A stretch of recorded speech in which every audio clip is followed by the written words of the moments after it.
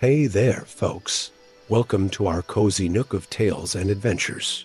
Today, like every episode, we're unlocking the doors of imagination to explore new worlds, meet fascinating characters, and experience unique emotions. I promise to take you on an unforgettable journey through the power of words. So, get comfy, grab your favorite drink, snuggle into that perfect spot, and get ready to lose yourself in a new story. Leave the outside world behind for a while and dive with me into the depths of storytelling. If you enjoy our content and want to support the channel, consider hitting that subscribe button and giving the video a thumbs up. Now, without further ado, let's dive into today's story. As the first rays of sunlight peeked over the rolling hills of the Shire, a gentle breeze carried the sweet scent of blossoming flowers through the air.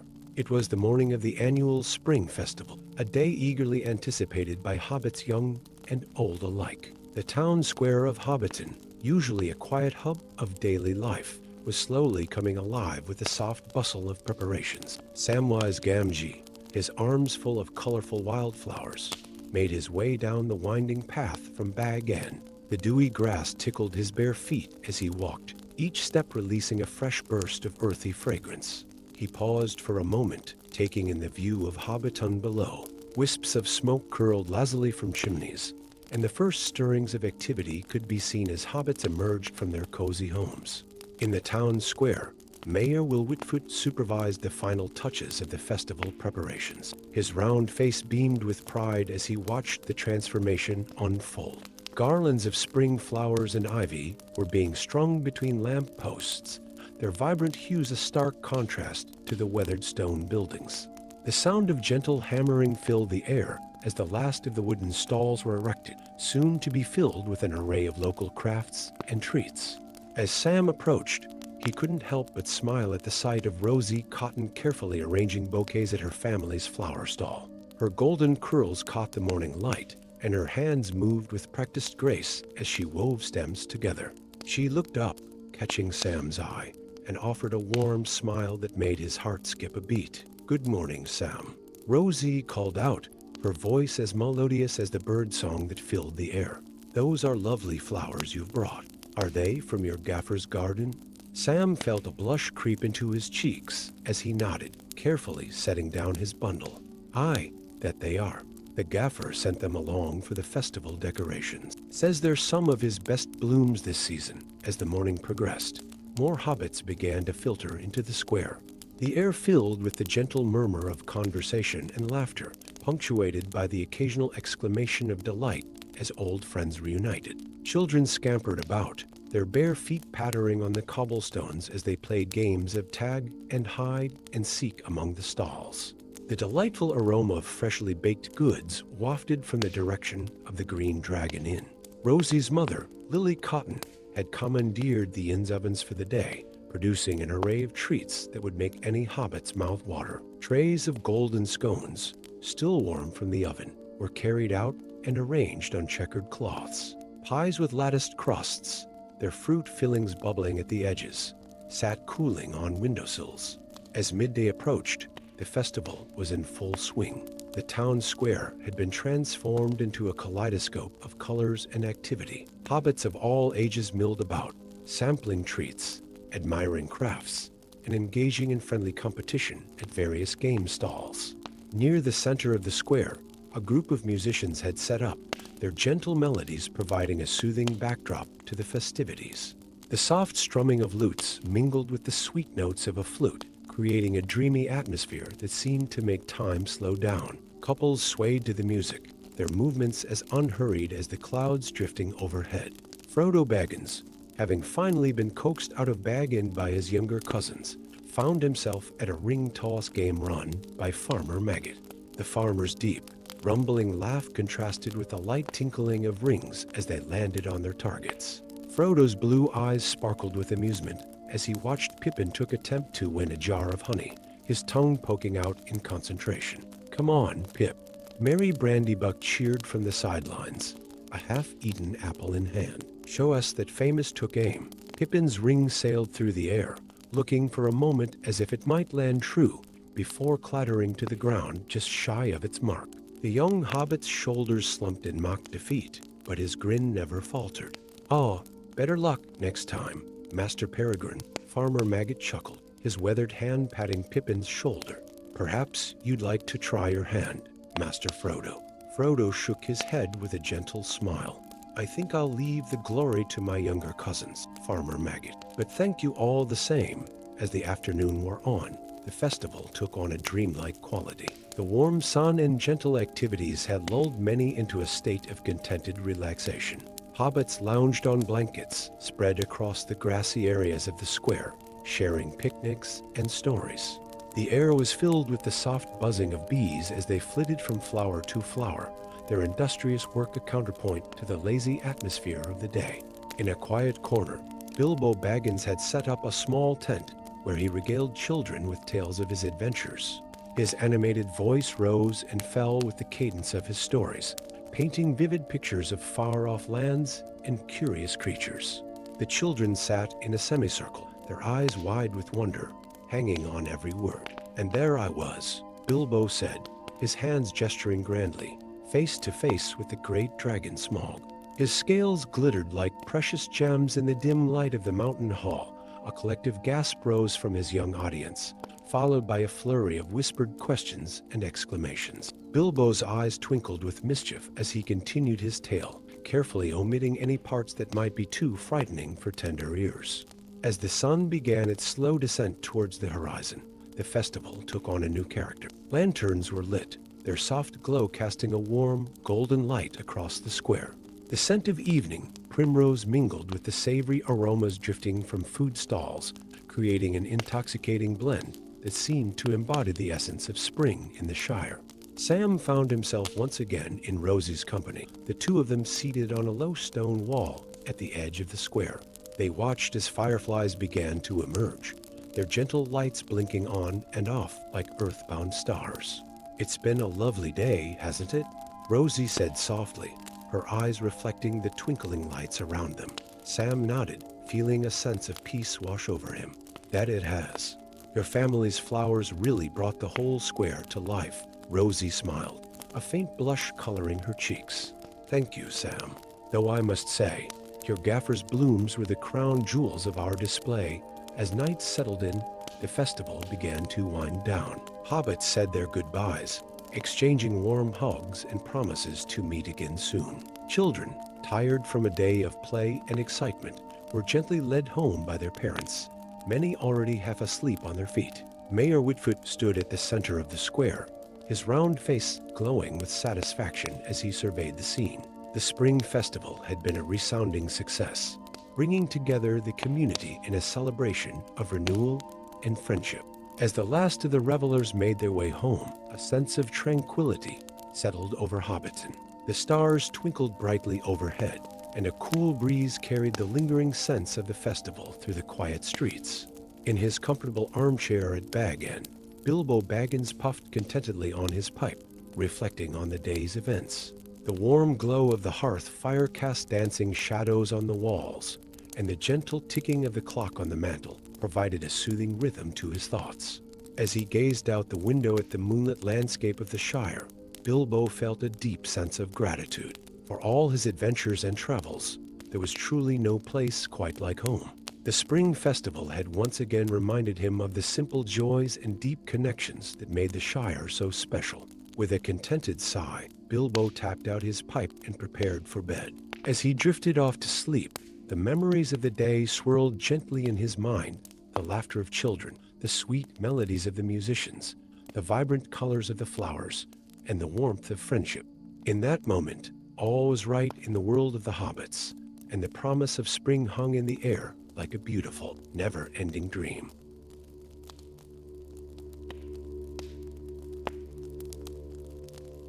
Story 2. The morning sun crept over the rolling hills of the Shire, its golden rays gently touching the lush green grass and colorful round doors of Hobbiton. At the top of the hill, nestled comfortably into the earth, stood Bag in the most luxurious and well-known hobbit hole in all the land. As the light reached its windows, it illuminated the no admittance, except on party business sign hanging on the gate, a remnant of Bilbo Baggins' infamous Eleventy first birthday party. Inside, Bilbo Baggins stirred from his slumber, the soft chirping of birds outside his window slowly rousing him from pleasant dreams. He stretched languidly, his toes curling against the warm, soft sheets before he finally opened his eyes. The familiar sight of his bedroom greeted him: circular walls, adorned with maps of far-off lands, shelves lined with leather-bound books, and the comforting scent of old parchment and pipeweed lingering in the air. Bilbo swung his feet out of bed, wiggling his toes in the plush rug beneath them. He padded over to the window, drawing back the curtains to let in the full morning light. The view that greeted him never failed to bring a smile to his face. The patchwork of gardens, fields, and hobbit holes that made up Hobbiton spread out before him, a gentle mist still clinging to the lower areas. As he began his morning routine, Bilbo hummed a quiet tune to himself, an old elvish melody he'd learned during his adventures. He moved through the winding corridors of Bag End, each turn revealing another cozy nook or charming detail. Family portraits hung on the walls, interspersed with framed maps and sketches of exotic creatures. In the kitchen, Bilbo set about preparing his first breakfast. The familiar ritual was soothing, filling the kettle with fresh water from the pump, setting it to boil over the hearth, and selecting the perfect blend of tea leaves. As the water heated, he sliced a loaf of bread, still fresh from the previous day's baking. The knife moved smoothly through the crusty exterior, releasing the aroma of yeast and wheat. With practiced ease, Bilbo assembled a tray of breakfast delights: golden toast spread with rich butter and honey, a wedge of sharp cheddar cheese, and a bowl of ripe berries picked from his own garden. The kettle's gentle whistle signaled that the water was ready, and soon the comforting scent of bergamot filled the air as he poured the hot water over Earl Grey tea leaves. Tray in hand, Bilbo made his way to his study. This room, more than any other in Bag End, reflected the unique character of its owner. Bookshelves lined the walls from floor to ceiling, filled with volumes on history, poetry, and tales of far-off lands. A large oak desk dominated the center of the room, its surface covered in papers, quills, and half-finished maps. Settling into his favorite armchair by the window, Bilbo sighed contentedly. He sipped his tea, savoring the delicate flavor as he watched the world outside come to life. Hobbits emerged from their homes, exchanging cheerful greetings as they went about their morning business. The distant sound of a gardener's shears and the occasional bleat of sheep from nearby fields created a peaceful backdrop to the scene. As the morning wore on, Bilbo found himself lost in thought, his mind wandering to the adventures of his younger days. He chuckled softly, remembering the bewildered faces of his dwarf companions when they first encountered the comforts of Bag End. How far he had come since then, and yet how grateful he was to return to this peaceful life. A gentle knock at the door roused Bilbo from his reverie.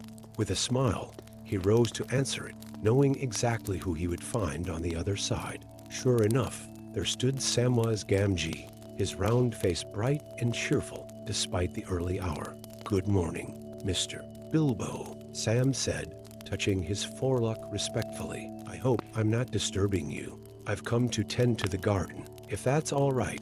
Bilbo's smile widened. "Not at all, my dear Sam. In fact, why don't you join me for a spot of second breakfast once you're done? I was just thinking of baking some scones." Sam's eyes lit up at the invitation. "That would be wonderful, Mr. Bilbo. Thank you kindly." As Sam set about his work in the garden, Bilbo returned to the kitchen. The act of baking was one he found immensely satisfying, and he hummed contentedly as he mixed the dough for the scones. The rhythmic motion of kneading was almost meditative, and soon the kitchen was filled with the mouth-watering aroma of baking pastries.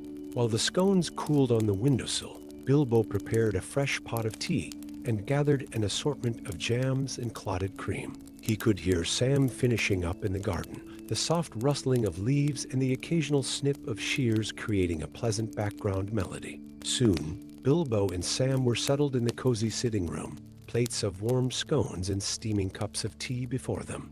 The two hobbits chatted amiably, Sam sharing the latest Shire gossip, while Bilbo regaled him with tales of elven kingdoms and ancient forests. As the day progressed, a gentle rain began to fall outside, pattering softly against the windows of Bag End. The sound was soothing, creating a cozy atmosphere that seemed to envelop the Hobbit whole in a bubble of tranquility. Bilbo spent the afternoon in his study, working on his book. The scratch of quill on parchment and the occasional rustle of pages turning were the only sounds that broke the peaceful silence. Time seemed too slow as he lost himself in his writing, carefully crafting sentences to capture the wonder and excitement of his adventures. As evening approached, the rain tapered off, leaving behind a fresh, clean scent that wafted in through the open windows. Bilbo prepared a light supper, a hearty vegetable soup simmered with herbs from his garden, served with crusty bread and a wedge of creamy cheese. With his meal laid out before him on a small table by the fireplace, Bilbo settled into his favorite armchair. He ate slowly, savoring each spoonful of soup and occasionally pausing to gaze into the dancing flames of the fire. The warmth from the hearth seemed to seep into his bones, bringing with it a deep sense of contentment. After supper, as the last light of day faded from the sky, Bilbo lit a few lamps around the sitting room, their soft glow creating a warm, inviting atmosphere. He selected a book of elvish poetry from his extensive library and settled back into his chair, losing himself in the lyrical verses. As the night deepened, Bilbo found his eyelids growing heavy. He marked his place in the book and set it aside, then made his way through the quiet halls of Bag into his bedroom. The familiar surroundings welcomed him like an old friend, the soft glow of the bedside lamp, the comfortable weight of his quilts, the faint scent of lavender that lingered on his pillows. Bilbo changed into his nightclothes and slipped beneath the covers, sighing contentedly as he sank into the mattress. Through his window, he could see stars twinkling in the clear night sky, their light a gentle reminder of the vast world beyond the cozy confines of the Shire. As sleep began to claim him, Bilbo's thoughts drifted lazily through the events of the day. The simple pleasures of a good meal, an engaging book, the company of a friend filled him with a profound sense of gratitude. Here in Bag End, surrounded by the comforts of home and the memories of his adventures, Bilbo felt truly at peace. The gentle ticking of the clock on his bedside table and the soft rustle of leaves outside his window created a soothing lullaby. Bilbo's breathing slowed, becoming deep and even as he drifted off to sleep. In his dreams, he wandered through the familiar halls of Bag End, each room filled with warmth and contentment, a perfect reflection of the day he had just experienced. And so, as the moon rose high over the Shire, casting its silvery light over the peaceful landscape, Bag End stood silent and serene. Within its cozy rooms, Bilbo Baggins slept soundly, wrapped in the comfort of home and the gentle embrace of pleasant dreams. Story 3. As twilight settled over the rolling hills of Hobbiton, a warm golden glow spilled from the windows of the Green Dragon Inn, inviting weary travelers and local hobbits alike to step inside and leave their cares at the door. The inn stood as a beacon of comfort in the gathering dusk, its weathered wooden sign creaking gently in the evening breeze. Inside, the atmosphere was one of cozy contentment. The air was rich with the mingled scents of pipeweed, freshly baked bread, and the earthy aroma of ale. The crackling fire in the great stone hearth cast dancing shadows across the room, its warmth reaching into every corner of the inn.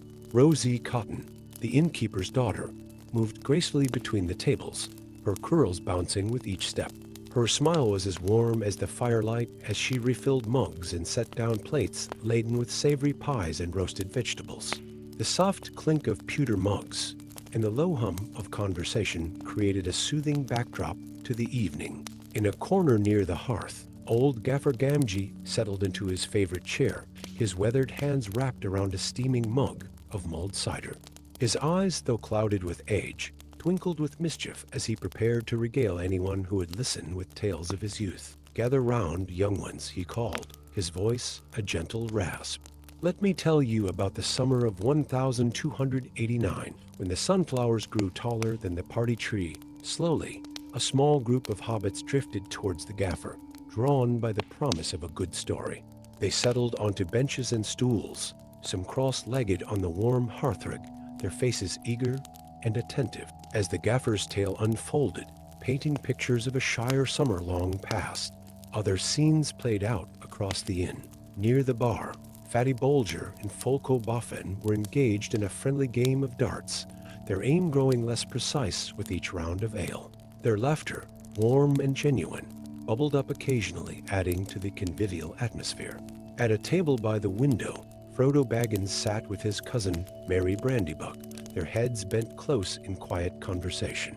Maps and books were spread out before them, hinting at plans for future wanderings. Every so often, Frodo's gaze would drift to the window, his blue eyes reflecting the first stars appearing in the deepening twilight. The door of the inn creaked open, admitting a gust of cool evening air and the unmistakable figure of Gandalf the Grey. The wizard had to stoop to enter, his pointed hat brushing against the doorframe. A hush fell over the room for a moment, then the chatter resumed, now with an undercurrent of excitement at the arrival of such an unusual guest. Gandalf made his way to the bar, exchanging nods and greetings with the hobbits he passed. He settled onto a stool that seemed comically small beneath his tall frame and ordered a pint of the Green Dragon's finest ale. As the evening wore on, the atmosphere in the inn grew ever more relaxed. The fire burned low, casting a soft, warm glow across the room. The air grew hazy with pipe smoke, curling in lazy patterns above the patrons' heads. In a quiet corner, Sam Gamgee sat nursing a half-empty mug of ale, his eyes occasionally darting towards Rosie as she moved about the room. His cheeks flushed pink each time she passed near, though whether from the warmth of the room or his own shy admiration, it was hard to tell. Rosie, for her part, seemed to find more reasons to pass by Sam's table than strictly necessary, her smile growing a little brighter each time their eyes met. The dance of their unspoken affection added a sweet undercurrent to the evening's gentle rhythms. As the night deepened, old Gaffer Gamgee's stories grew more fanciful, his voice dropping to a near whisper that had his listeners leaning in close. He spoke of elves glimpsed in the woods at twilight, of the distant sounds of dwarf singing echoing from deep underground, and of the time he swore he saw a dragon flying high overhead on a midsummer's night. Of course, he added with a wink, it might have just been the result of old Wynyard's best vintage. But I'll swear to my dying day that the air smelled of brimstone for a week after. A ripple of laughter spread through his audience, soft and appreciative. Even those who had heard the tale a dozen times before couldn't help but be drawn in by the gaffer's earnest delivery.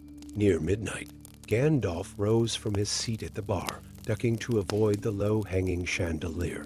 He made his way to where Frodo and Merry sat, still poring over their maps. "Well, my dear hobbits," he said, his voice a low rumble that seemed to resonate through the floorboards. "What grand adventures are you planning?" Frodo looked up, a spark of excitement in his eyes.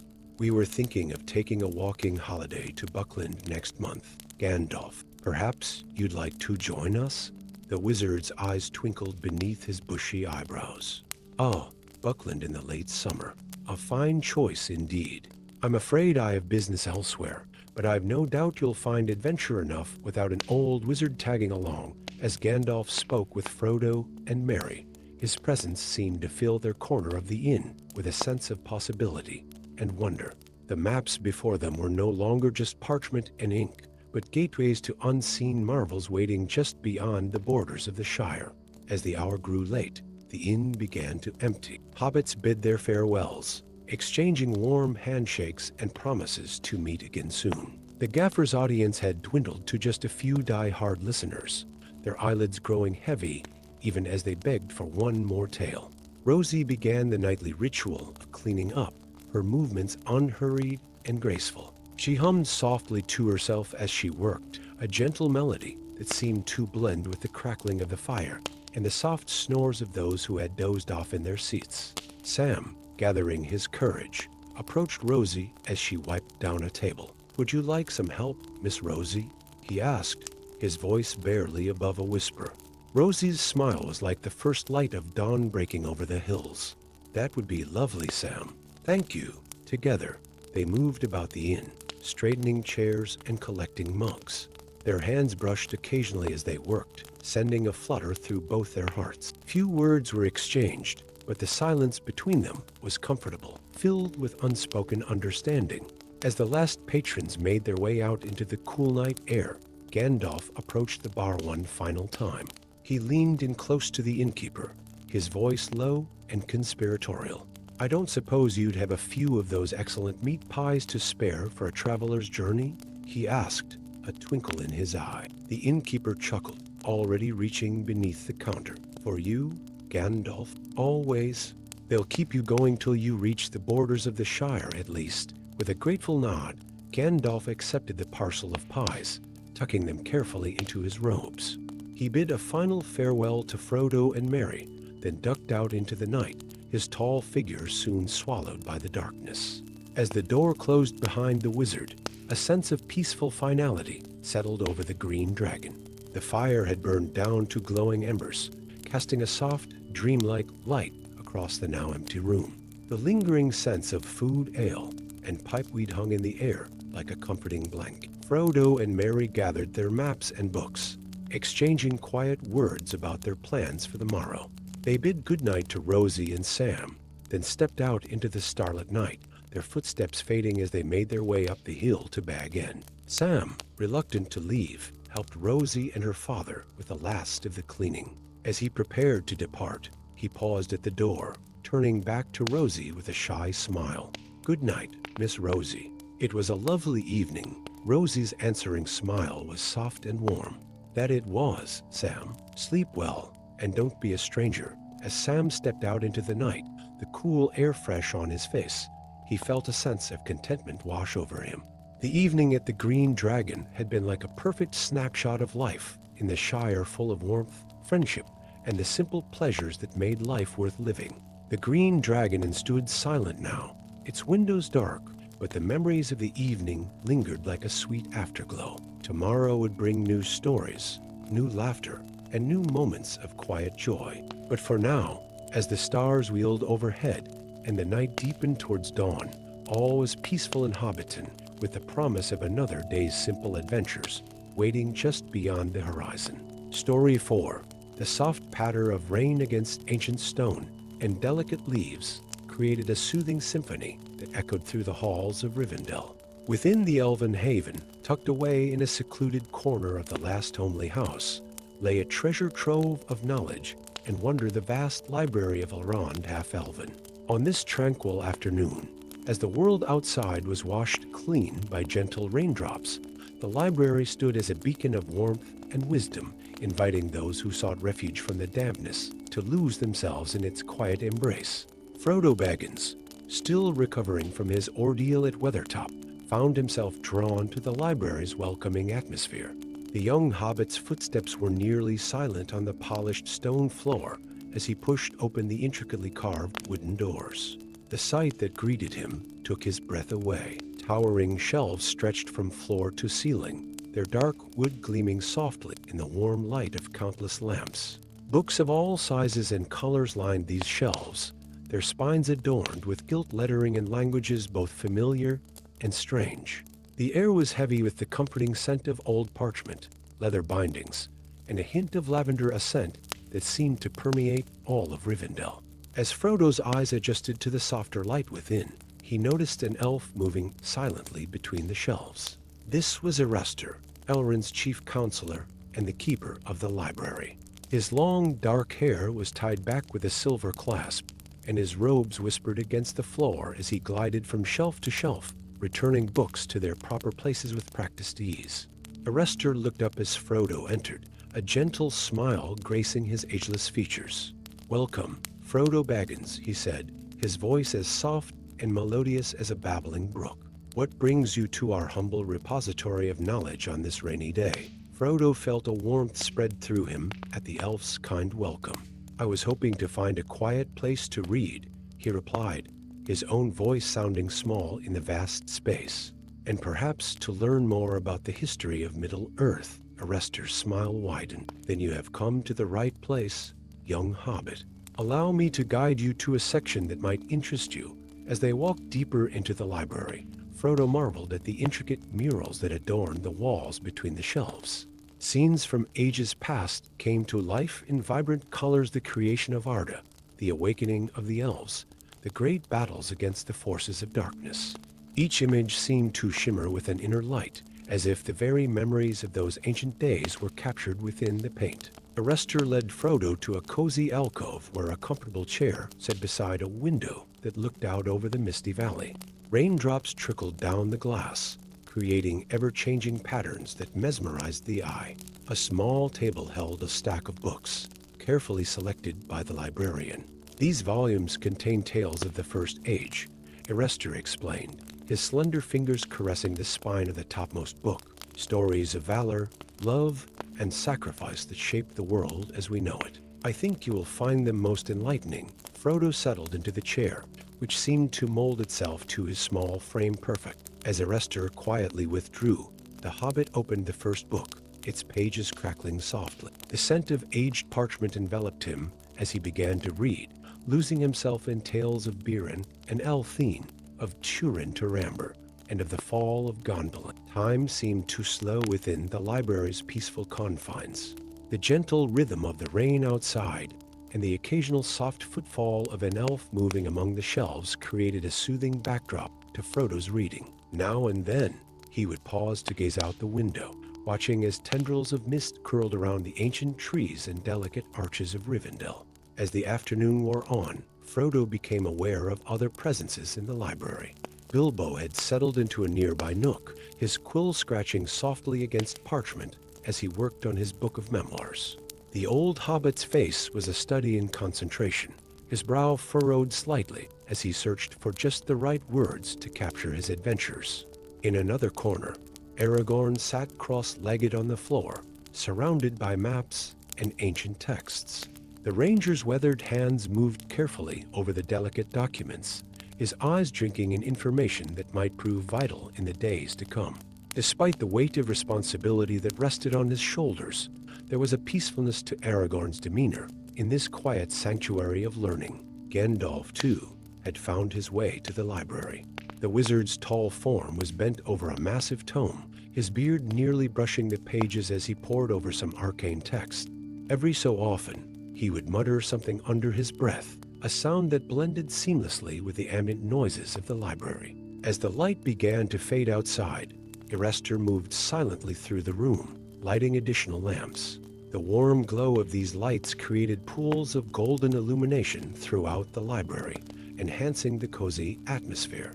The rain continued its gentle patter, now accompanied by the soft sighing of wind through the trees outside. Frodo stretched in his chair, realizing with some surprise how much time had passed. His mind was full of the wonders he had read about, of valiant deeds and tragic falls, of love that transcended death, and hope that endured through the darkest of times. He felt both humbled and uplifted by the weight of history contained within these walls. As he was about to rise, a movement caught his eye. Arwen and Mile, daughter of Elrond, glided into the library. Her presence seemed to brighten the room, as if she carried with her some of the light of the stars. She moved to a shelf near Frodo, selecting a slim volume bound in green leather. Noticing the Hobbit, Arwen smiled, a gesture that seemed to chase away the lingering shadows of his recent ordeal. "I hope you have found comfort in our library, Frodo," she said, her voice as melodious as a gentle stream. "Books have a way of healing the spirit, do they not?" Frodo nodded, feeling a sense of peace wash over him. "They do indeed, my lady. I feel as though I've traveled through ages without leaving this chair." Arwen's laugh was like the tinkling of silver bells. "That is the magic of words, young hobbit. They can transport us across time and space, allowing us to experience wonders beyond imagining." As Arwen settled into a nearby chair with her book, Frodo found himself reluctant to leave. The library had become a haven, a place where the worries of the outside world seemed distant and manageable. He reached for another volume, deciding to linger a while longer in this tranquil realm of knowledge and story. The evening deepened into night, but within the library, time seemed to stand still. The soft glow of lamps, the whisper of turning pages, and the steady rhythm of the rain created a cocoon of peacefulness.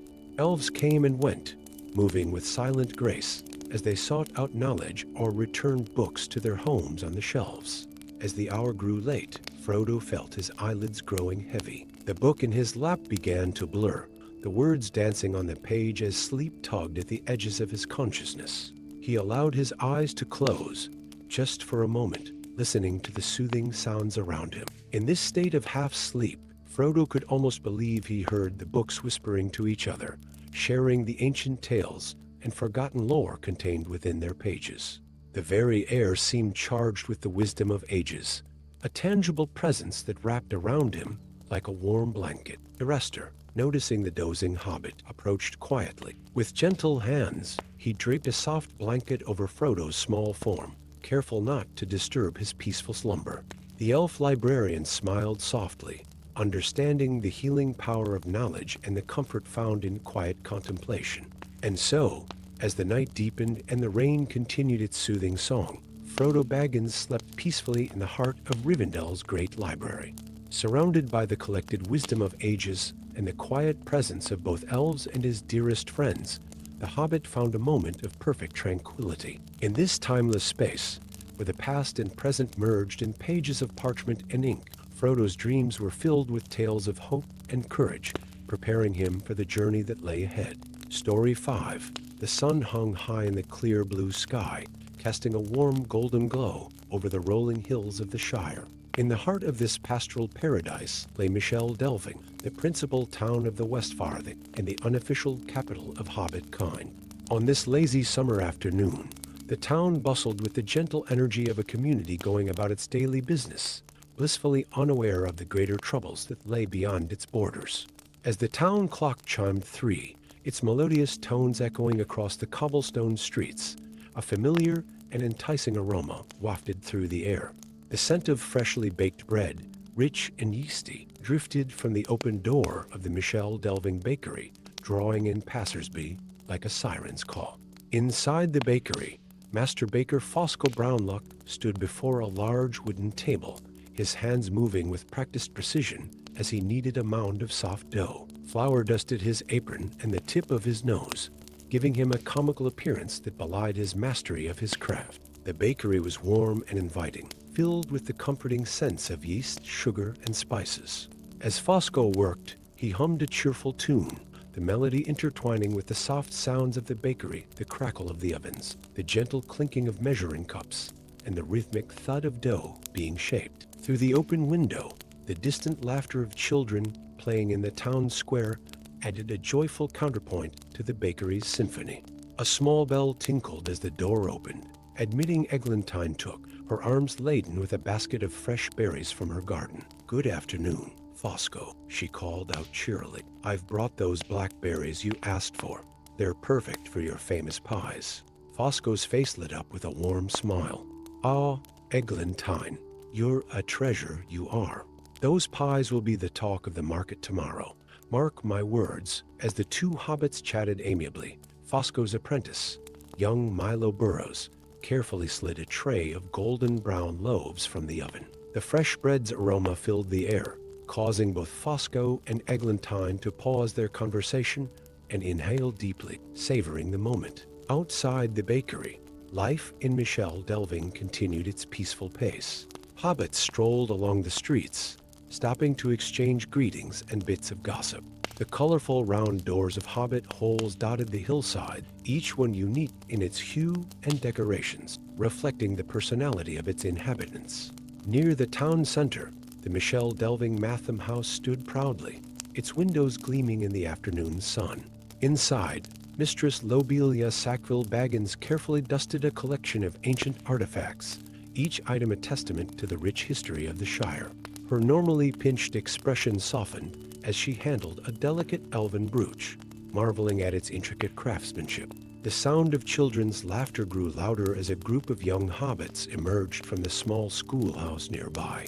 Their teacher, Miss Primrose Proudfoot, stood in the doorway, a fond smile on her face as she watched her charges scamper off to enjoy the rest of the afternoon. "Remember to practice your letters," she called after them, her voice warm with affection. "And no disturbing Mr.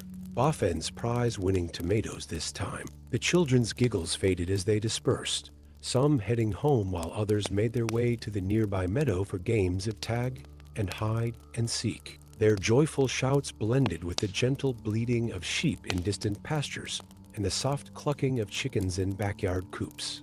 As the afternoon wore on, the peaceful rhythms of Michel delving continued unabated. In his workshop on the edge of town, master woodcarver Hafred Greenhand bent over his workbench, his skilled hands guiding a chisel as he shaped a piece of oak into an intricately designed pipe. Curls of wood shavings fell to the floor, their fresh, earthy scent mingling with the lingering aroma of pipeweed in the air. Hafred paused in his work, stretching his back and gazing out the window at the sun-dappled garden beyond. A family of sparrows hopped about in the grass, searching for seeds and insects. Their cheerful chirping brought a smile to the old hobbit's face, and he found himself humming along with their natural melody as he returned to his carving. In the town square, Mayor Will Whitfoot emerged from the town hall, a stack of papers tucked under one arm. He paused on the steps, breathing in the sweet summer air and nodding genially to the hobbits who passed by. The mayor's round face wore an expression of contentment as he surveyed his town, pride evident in every line of his posture. As Will made his way across the square, he stopped to admire the colorful display of flowers that bordered the central fountain. The sound of water splashing on stone provided a soothing backdrop to the gentle bustle of town life. Bees buzzed lazily from blossom to blossom, their industrious work ensuring the continued beauty of the garden. The mayor's peaceful reverie was interrupted by the arrival of Postmaster Proudfoot, his mailbag bulging with letters and packages. "Afternoon, Mr. Mayor," the postmaster greeted, tipping his cap. "Fine day, isn't it? Just delivered a letter from Buckland. Seems they're having a bit of trouble with their apple crop this year." Will's brow furrowed slightly in concern, but his voice remained calm as he replied, "Is that so? Well, we'll have to see about sending some help their way. The Shire takes care of its own after all." As the two hobbits discussed the matter in low, unhurried tones, life continued to unfold around them. A group of older hobbits had gathered outside the Green Dragon Inn, puffing contentedly on their pipes as they engaged in a friendly game of riddles. The sweet scent of old Toby wafted on the breeze, mingling with the ever-present aroma of fresh-baked goods from the nearby bakery. As the sun began its slow descent towards the western hills, casting long shadows across Michel delving, the town's energy shifted subtly. Hobbits began to make their way home, exchanging farewells and making plans to meet at the market the following day. The enticing smells of evening meals being prepared drifted from open windows, promising comfort and satisfaction after a day well spent. In the cozy kitchen of number 3, Bagshot Row, Samwise Gamgee stood at the stove, stirring a pot of hearty vegetable soup. The kitchen was filled with the rich aromas of simmering herbs and vegetables, underscored by the yeasty scent of bread warming in the oven. Sam hummed softly to himself, his mind drifting to thoughts of his garden and the work that awaited him on the morrow. A soft knock at the door roused Sam from his musings. Opening it, he found Frodo Baggins standing on the doorstep, a book tucked under his arm and a warm smile on his face. "Evening, Sam," Frodo greeted. "I thought I might stop by for a chat, if you're not too busy." Sam's face lit up with pleasure. "Not at all, mister." "Frodo, come in, come in. I've just put the kettle on for tea, and there's plenty of soup if you're feeling peckish." As the two friends settled in for an evening of quiet conversation, the last rays of sunlight painted the sky in hues of pink and gold. The day's warmth lingered in the air, carrying with it the promise of another beautiful morning to come. Outside, as twilight deepened, the first stars began to twinkle in the darkening sky. Fireflies emerged from the tall grasses, their gentle lights blinking on and off like earthbound stars. The soft hooting of an owl could be heard in the distance, a peaceful counterpoint to the chirping of crickets and the rustle of leaves in the evening breeze. In homes throughout Michel delving, candles and lamps were lit, their warm glow spilling from windows and creating pools of golden light on the cobblestone streets. The town settled into its nightly routine, the day's activities giving way to quiet evenings spent in the company of family and friends.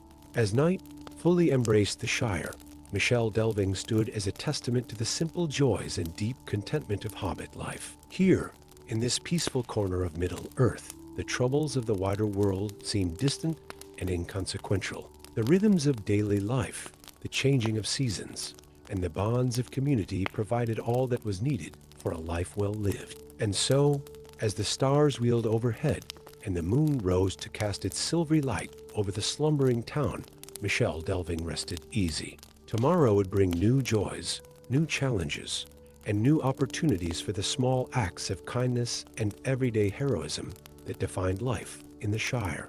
But for now, all was peaceful, and the night was filled with the gentle sounds of a community at rest, secure in the knowledge that they were home.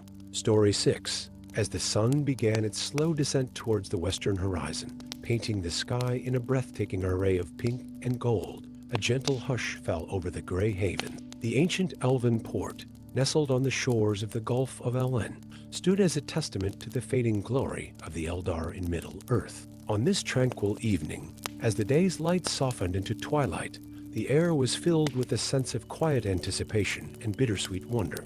See Arden the shipwright, his silver beard flowing in the salt-tinged breeze, stood at the edge of the quay, his ageless eyes fixed on the distant horizon.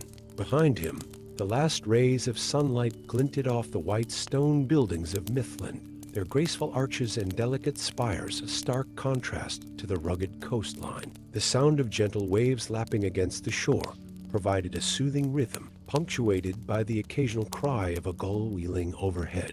As Sea Arden watched, a small group of elves emerged from one of the nearby buildings, their movements as fluid and graceful as the sea itself. They carried with them an assortment of items, finely crafted chests, musical instruments, and bundles wrapped in shimmering cloth. These were the last possessions of those preparing to sail into the west, leaving behind the shores of Middle-earth forever. Among the elves was Galadriel, Lady of Elrine, her golden hair catching the fading light like a halo. Her face, usually a mask of serene wisdom, now held a hint of melancholy as she gazed out over the water. Beside her walked Ilrond half-elven, his noble features etched with both anticipation and sorrow. They were to be among the last of the great Eldar to depart these shores, marking the end of an age. As the elves made their way towards the waiting ship, its white sails furled and ready for the journey, a small group of onlookers gathered at a respectful distance. Hobbits, men, and even a few dwarves had come to bear witness to this momentous occasion. Among them stood Frodo Baggins, his blue eyes wide with wonder and a touch of longing. The air grew thick with the scent of salt and distant lands, carrying with it the promise of adventures beyond imagining. As the sun dipped lower, casting long shadows across the haven, the first stars began to appear in the deepening twilight sky. Their twinkling light seemed to beckon to the travelers, guiding their way across the vast expanse of the sea. Sea Arden turned from his contemplation of the horizon, his gaze falling upon the assembled group. With a gesture both graceful and filled with purpose, he beckoned them forward. "Come," he said, his voice as deep and resonant as the sea itself. "The tide turns, and the winds are fair. It is time." As the elves began to board the ship, a haunting melody rose on the evening air. Voices clear and pure as crystal joined together in song, weaving a tapestry of sound that seemed to bridge the gap between earth and sky, present and past. The music spoke of joy and sorrow, of great deeds long past, and hopes for what lay beyond the circles of the world. Frodo, standing at the edge of the quay, felt tears prick at his eyes as the beauty of the elven song washed over him. The melody seemed to awaken something deep within his soul, a longing for peace and healing that he had carried since his own great journey. As he listened, he felt a gentle hand on his shoulder and turned to find Gandalf standing beside him, the wizard's eyes twinkling with understanding and compassion. "It's beautiful, isn't it?" Gandalf murmured, his voice barely above a whisper. "The song of farewell, sung since the first age. It speaks of the journey home, of finding rest after long labors." Frodo nodded, unable to find words to express the emotions swirling within him. Together, Hobbit and wizard stood in companionable silence, watching as the last of the travelers boarded the ship. The elven song continued, growing in power and beauty as more voices joined the chorus. As the final notes of the song faded into the gathering darkness, a hush fell over the haven. The only sounds were the gentle lapping of waves against the shore and the soft creaking of the ship as it rocked gently at its moorings. The air itself seemed to hold its breath, as if the very elements were paying homage to this moment of transition. See, Arden stepped forward, his tall form silhouetted against the starry sky. With movements both graceful and filled with centuries of experience, he began to untie the ropes that held the ship to the quay. As each knot was loosened, it seemed as if the bonds tying the elves to Middle-earth were also being gently undone. From the deck of the ship, Galadriel's voice rang out, clear and strong, despite the emotion evident in her tone. "Farewell, friends of Middle-earth. May the stars shine upon the hour of our meeting again. Be it beyond the confines of this world." As her words faded, a gentle breeze began to stir, filling the ship's sails with a soft rustle. Slowly, almost imperceptibly at first, the vessel began to move away from the shore. The assembled onlookers remained silent, their eyes fixed on the departing ship as it glided smoothly across the darkening waters. The twilight deepened, the last vestiges of daylight fading from the sky. As darkness fell, the ship seemed to glow with an inner light, a radiance that spoke of the power and beauty of those it carried. The soft illumination cast a gentle glow across the waters, creating a path of light that stretched towards the distant horizon. As the ship sailed further from the shore, those left behind began to feel a change in the air. It was as if a great weight had been lifted, the departure of the elves marking the beginning of a new age for Middle-earth. The world seemed both older and younger at once, filled with both memory and possibility. Frodo, still standing at the edge of the quay, felt a sense of peace settle over him. The sight of the elven ship sailing into the west stirred something within him, not a restlessness, but a quiet acceptance. He knew that one day he too would make this journey, but for now, he was content to bear witness to this moment of transition. As the night deepened and the ship became little more than a distant point of light on the horizon, the onlookers began to stir. Quiet conversations broke out, voices hushed with reverence for what they had witnessed. Gandalf, his eyes still fixed on the distant ship, spoke softly to those nearest him. "And so passes the Eldar from Middle-earth," he said, his voice filled with both sadness and hope. "But their light remains in the hearts and memories of all who knew them. The world is changed, yet it endures." Slowly, the gathered crowd began to disperse, making their way back to homes and inns. But many lingered, drawn by the peace and beauty of the haven at night. The stars seemed brighter somehow, their light reflecting off the calm waters of the Gulf. See, Arden remained at the edge of the quay, his tall form a silent sentinel in the darkness.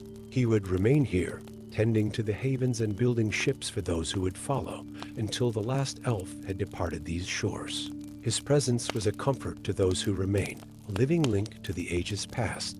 As the night wore on, a gentle mist began to rise from the sea, softening the edges of the world. The lights of Mithland glowed warmly through the haze, creating a dreamlike atmosphere. The sound of the waves became a lullaby, soothing the hearts of all who listened. In this peaceful twilight, caught between the fading of one age and the dawn of another, the gray haven stood as a place of transition and reflection. Here, at the edge of Middle-earth, one could feel the weight of history and the promise of what was yet to come. And as the stars wheeled overhead, their ancient light a guide for travelers both on sea and shore, the world continued its endless cycle of change and renewal, ever moving forward into the unknown. Story 7. Dawn broke over the rolling hills of Hobbiton, painting the sky in soft hues of pink and gold. The air was crisp and sweet, carrying the promise of a perfect summer day. As the sun climbed higher, it cast a warm glow over the lush green fields and cozy hobbit holes nestled into the hillsides. In the center of the village, the grassy expanse known as the party field was already abuzz with activity.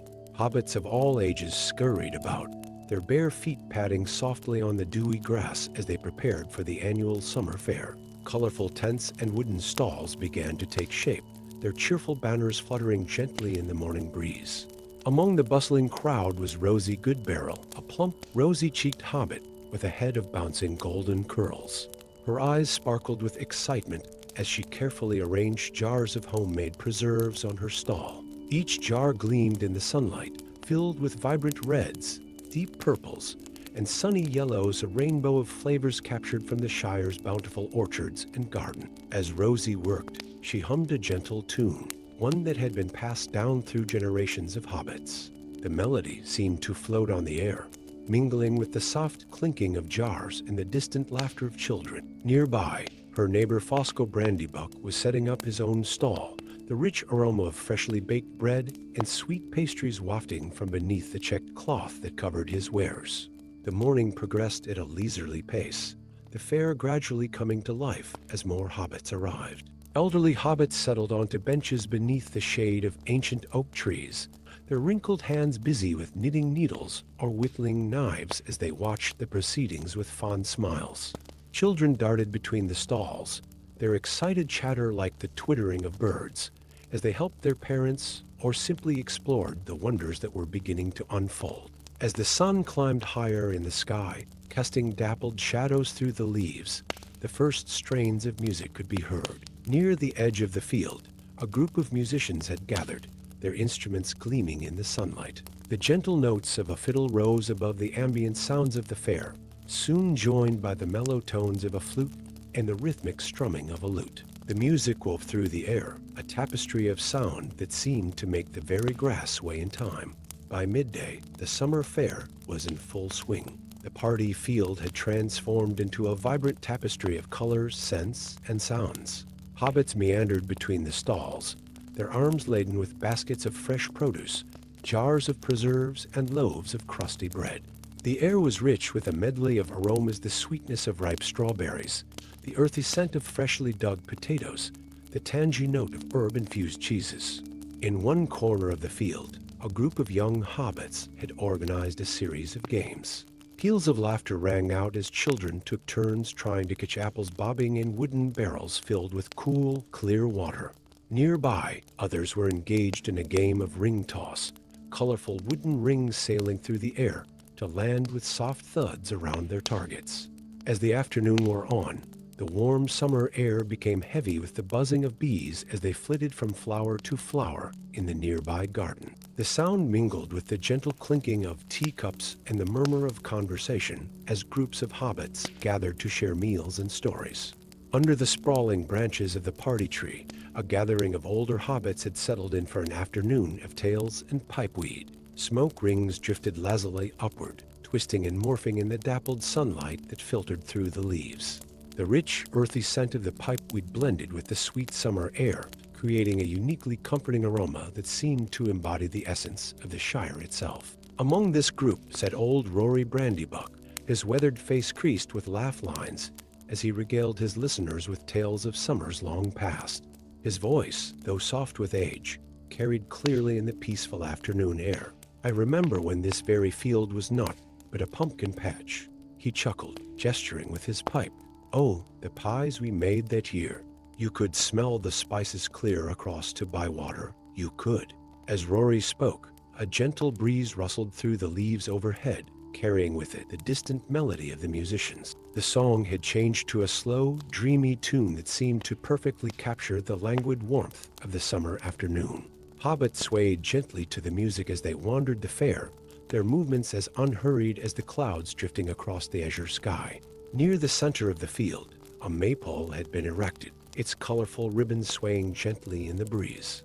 As the music swelled, a group of young hobbits gathered around it, their faces alight with joy as they began to dance. Their bare feet padded softly on the grass as they wove in and out, the ribbons slowly intertwining in a rainbow of colors.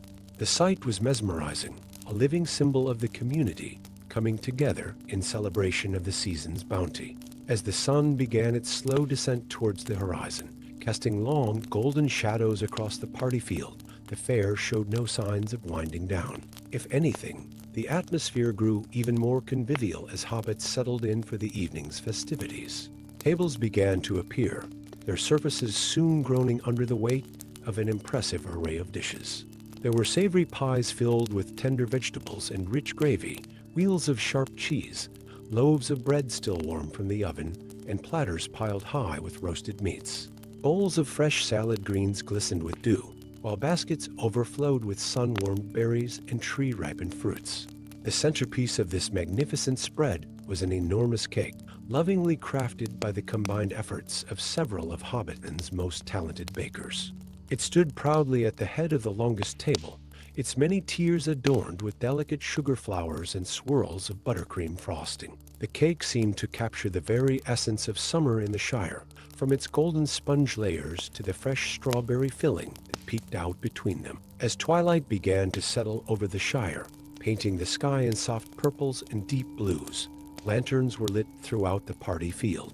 Their warm, flickering light cast a magical glow over the festivities, turning the fair into a scene of enchantment. Fireflies began to emerge, their tiny lights dancing among the revelers like earthbound stars. The music took on a softer, more intimate quality as night fell. The melodies seemed to blend with the gentle chirping of crickets and the distant hooting of an owl, creating a soothing nocturnal symphony. Couples swayed together on the makeshift dance floor, their movements slow and peaceful, while others gathered in small groups to share the day's stories and laughter. As the evening wore on, some of the younger hobbits began to nod off, lulled to sleep by full bellies in the day's excitement. They were gently scooped up by parents and older siblings, cradled against warm chests as they were carried home to be tucked into bed. Yet for many, the night was still young. The summer air remained warm and inviting, filled with the mingled scents of night-blooming flowers and the lingering aromas of the feast. Hobbits lounged on blankets spread over the soft grass, gazing up at the star-studded sky above. The conversation had dwindled to a soft murmur, punctuated by occasional bursts of quiet laughter or the clink of a mug being set down. As midnight approached, the fair began to wind down in earnest. Stall owners packed up their remaining wares, exchanging tired but satisfied smiles with their neighbors. The musicians played one last, gentle lullaby before carefully stowing their instruments away for the night. Slowly, the party field emptied, hobbits making their way home along lantern-lit paths. The sounds of the fair faded, replaced by the peaceful nighttime sounds of the Shire, the rustle of leaves, the gentle gurgle of the nearby stream, the soft hooting of owls. And as the last lantern was extinguished, the summer fair came to an end, leaving behind memories of a day filled with joy, community, and the simple pleasures that made life in the Shire so very sweet. The stars twinkled overhead, a silent promise that such days would come again, as surely as summer followed spring in the endless cycle of seasons in Middle-earth. Story 8.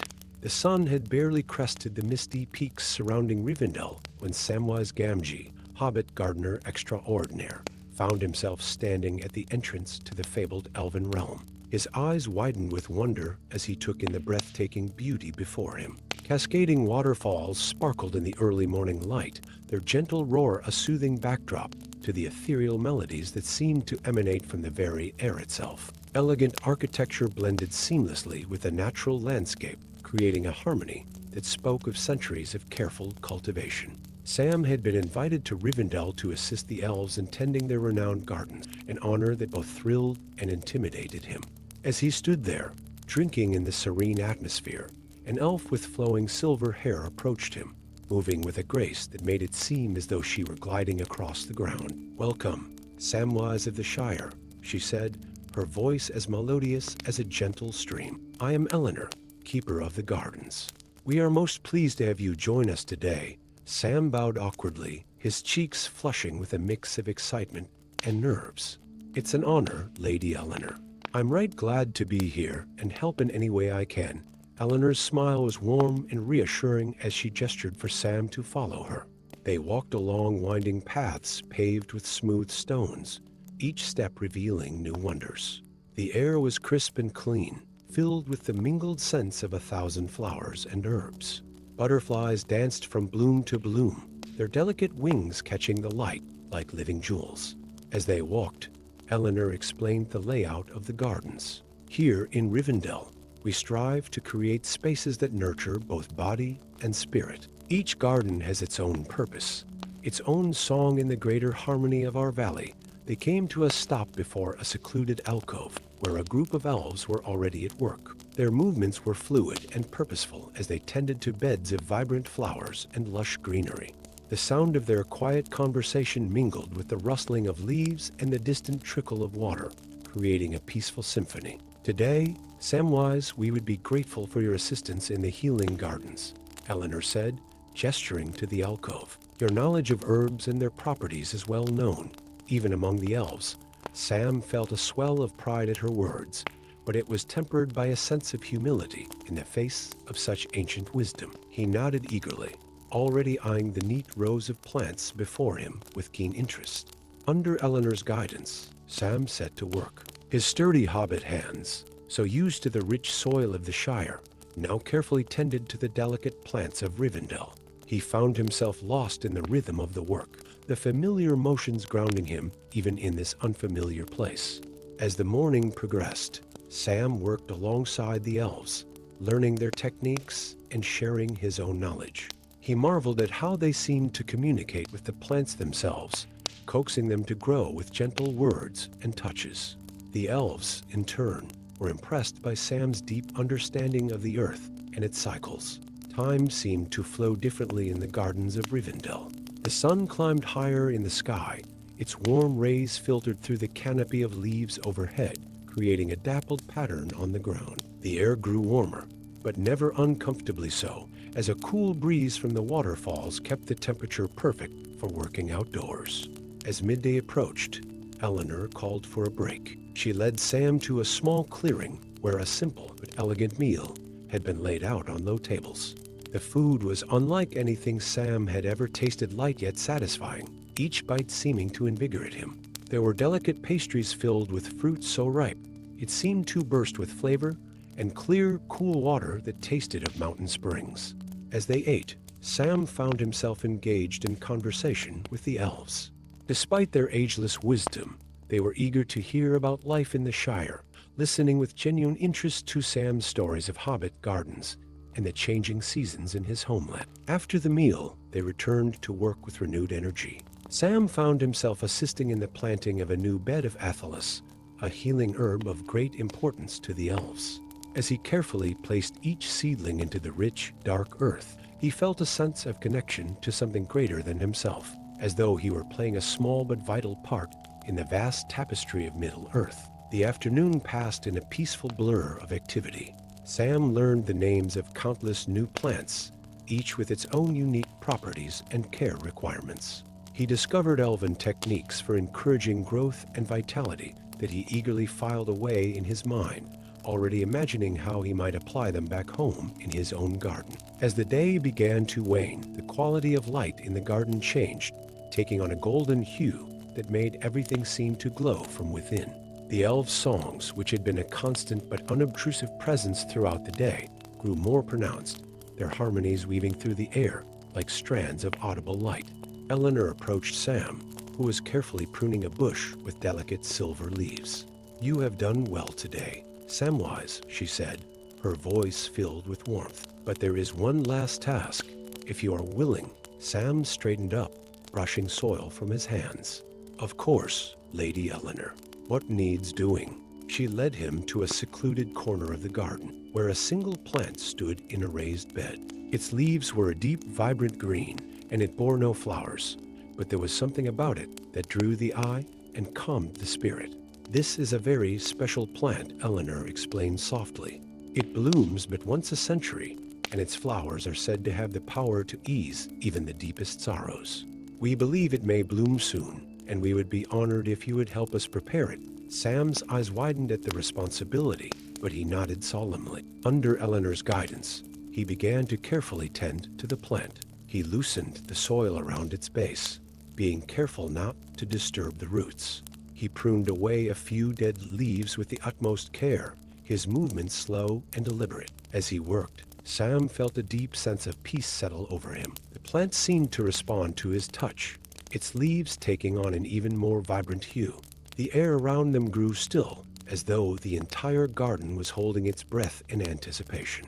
Just as the last rays of sunlight were fading from the sky, Sam stepped back from the plant. For a moment, nothing happened. Then, ever so slowly, a single bud began to unfurl at the top of the stem. It opened gradually, revealing petals of the purest white Sam had ever seen, seeming to glow with an inner light. A collective gasp of wonder rose from the elves gathered around. The flower's scent filled the air, a fragrance so beautiful it brought tears to Sam's eyes. It was like nothing he had ever smelled before, a combination of fresh rain, sunlit meadows, and something indefinable that spoke of hope and renewal. Eleanor placed a gentle hand on Sam's shoulder. "You have witnessed a rare wonder, Samwise Gamgee," she said softly, "and you have played a part in bringing it into bloom.